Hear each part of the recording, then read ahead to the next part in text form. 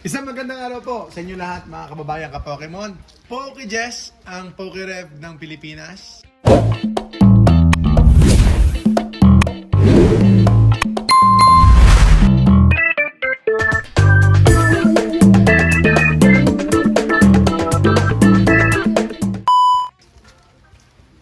Ako na po ang magbubukas para hindi na po kayong malugi.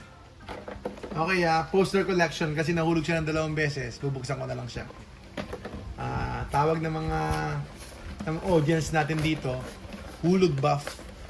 So, tignan natin. Nahulog siya, kaya baka may magic. Nagpapapansin siya eh. Nagparamdam.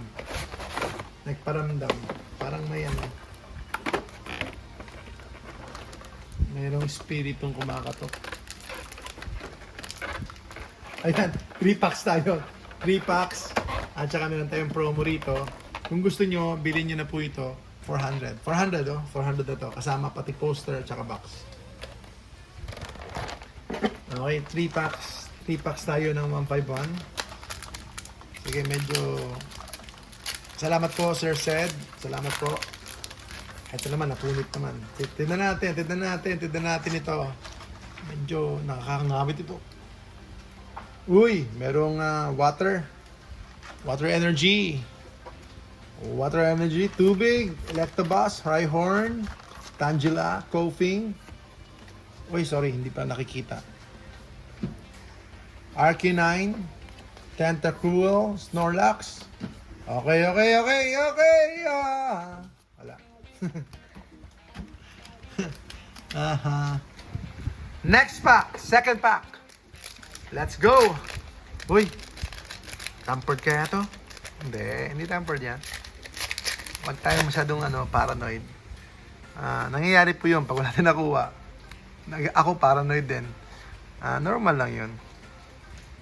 Pero syempre, meron din talaga. Depende sa pagbibilihan po ninyo o pinanggalingan po ng Dome Fossil ng packs.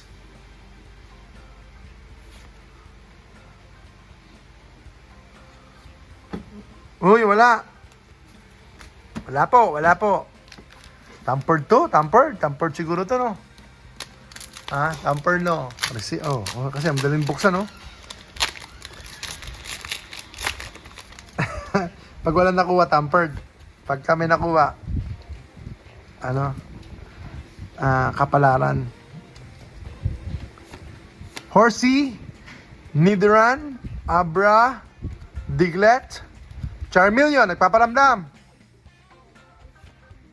Parasect, Giovanni's Charisma, Bulbasaur,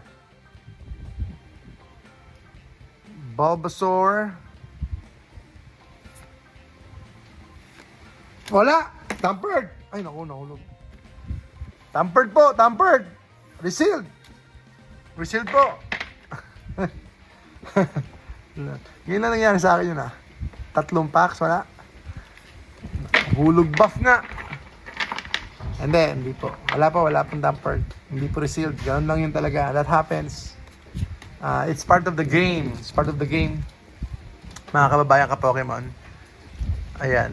Jess Trading po. PokeJess, ang inyong munting lingkod.